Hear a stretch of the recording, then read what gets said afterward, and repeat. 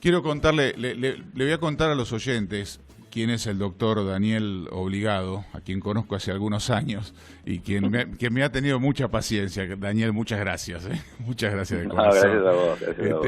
Daniel, en el contexto de esta causa, de la causa ESMA, fue antes de que fuera Papa Francisco, mientras era el cardenal Jorge Bergoglio, constituyó en la sede del arzobispado Rivadavia 415 el tribunal, el top 5, y le tomó declaración a Jorge Bergoglio en eso que en ese momento era desconocido y que después fue una anécdota que mostraron varias películas de el vínculo, presunto vínculo que podría haber tenido con la dictadura el Santo Padre, el ahora Santo Padre. Decime, ¿cómo siente hoy el juez, una vez que ya fallaste, ya terminó ese juicio? ¿Cómo lo sentís vos? ¿Le tomaste declaración a quien después fue el Papa Francisco?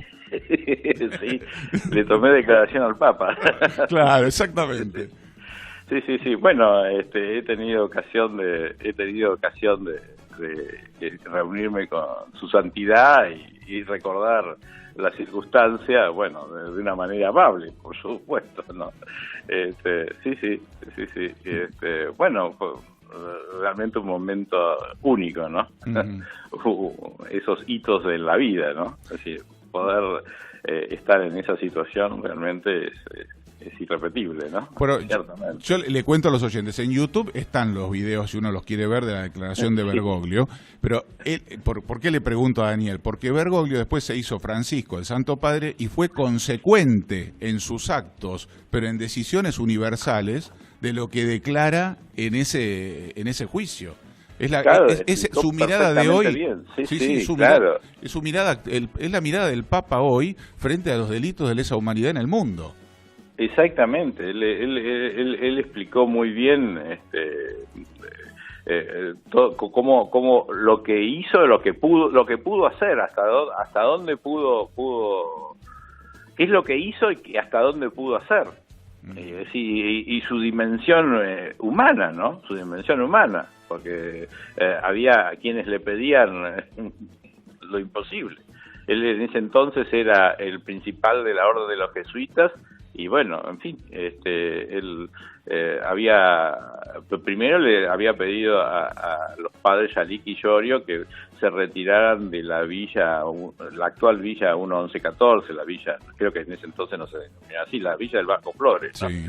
Y bueno, entonces ellos lo criticaron mucho, ¿no? Que bueno, pero desde la institucionalidad trataba de preservar a las personas, a esos curas, ambos fallecidos a esta altura, y recientemente, hace poco, falleció el padre Yalik, el padre Llorio, creo que fue en el 2000, que falleció en Montevideo, y el padre Yalik en Alemania hace poco, un año o menos. Y bueno, la cuestión que trataba de protegerlos y trataba de proteger también a la orden, por supuesto. Claro. Ese doble rol, ¿no? Difícil, claro, siempre difícil. Y bueno, y entonces lo criticaron, ¿no? Porque decían, algunas voces decían los había expuesto. Pero bueno, apenas tuvo noticias de que habían sido secuestrados, desarrolló acciones para que recuperaran su libertad, y al fin y al cabo esas acciones, junto con otras seguramente, pero bueno, dieron resultado y fueron liberados. Sí. Y él se reunió con los jerarcas de la dictadura con ese propósito. Y bueno. Hay una película, Los dos papas, que lo muestra, reproduce la escena exacta donde hace ese trabajo. Sí. Esto lo cuento porque cuando vos, Daniel, constituiste el tribunal en la sede del Arzobispado de Buenos Aires, era como una cosa de avanzada, una mirada hacia el futuro, que es lo mismo que haces en el fallo de los delitos contra la integridad sexual en la ESMA.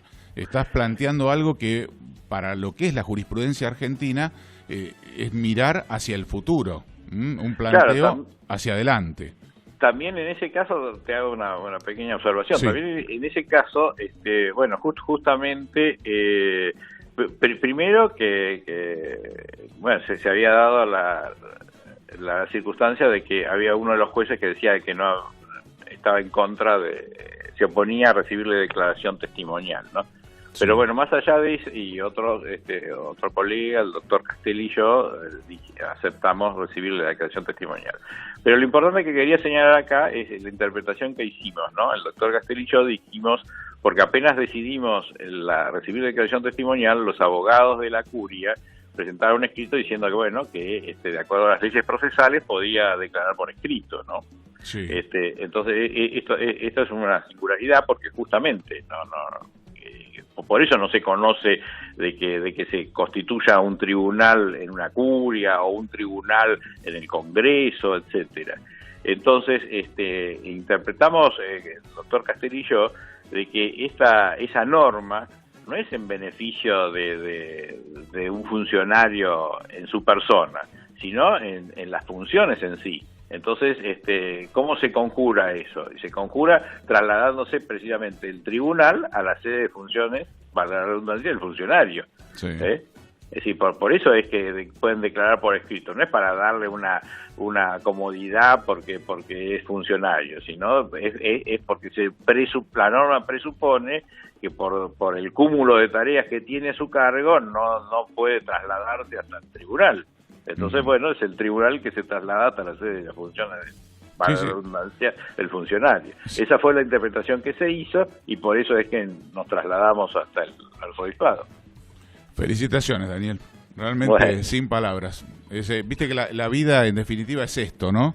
La gente que uno conoce en el camino, algunos errores que se cometen, otros que se pueden subsanar y seguir creciendo interiormente y en el camino de la vida y en lo profesional también y en lo humano. La verdad que es un placer. Con vos he aprendido mucho. Siempre se aprende escuchándote. Ayer leía el fallo, el laburo de haber recopilado toda esa cantidad de historia en torno a los delitos contra la integridad sexual a lo largo de la historia de la humanidad, porque lo planteas así, es para publicar un libro realmente. Podrías ahí escribirte algo y publicarlo. Muchas gracias. Bueno, tratemos de no repetir la historia, ¿no? Tratemos de no repetirla. Esa es la lección, esa es la lección. Exactamente. Sí, esa es la lección. Exactamente. Bueno, muchísimas gracias y a disposición. Un enorme agradecimiento por esta charla. Bueno, gracias, un abrazo, doctor. Gracias. Hasta luego. Hasta luego. El doctor Daniel Obligado, juez de Cámara, juez federal de Cámara del Tribunal Oral Federal 5 de la causa ESMA. Puntualmente charlamos de la primera sentencia por delitos contra la integridad sexual cometidos en la ESMA, donde fueron condenados Jorge el Tigre Acosta y Alberto Gato González por abusos y violaciones contra 3 mujeres que estuvieron secuestradas en ese centro clandestino de detención. Y en el contexto de la causa ESMA repasamos que hace unos años, cuando todavía no era Papa Francisco, el doctor Obligado le tomó declaración al entonces cardenal primado de la Argentina, Monseñor Jorge Bergoglio, a raíz de este tema de la ESMA. ¿Quién es el doctor Daniel Obligado? Entre otras cosas es quien hace unos días nada más sobreselló a la doctora Cristina Fernández de Kirchner en la causa del memorándum con Irán.